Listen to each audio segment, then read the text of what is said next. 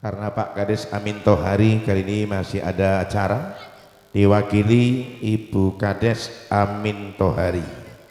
Monggo tampil di pagelaran dipendampingi Ibu Kampung Sarikam Jimbaran, dipendampingi Ibu Suali Jimbaran, Nyonya Soltosin Tundusuru, Nyonya Soleh datangnya dari Palangsari, Nyonya Nijar Lintang Kebun Rejo. Monggo tampil di pagelaran mewakili Pak Kades Amin Tohari. Sekalian Ibu Kampung Kusmat Jimbaran, mantan artis ya Bu Kampung Kusmat ditingani.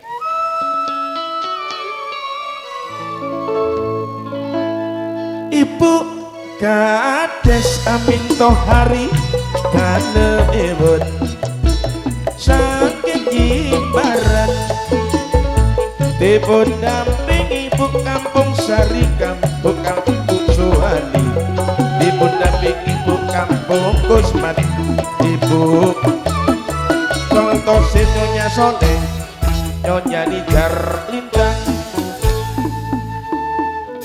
Bu Kampung Kusmat.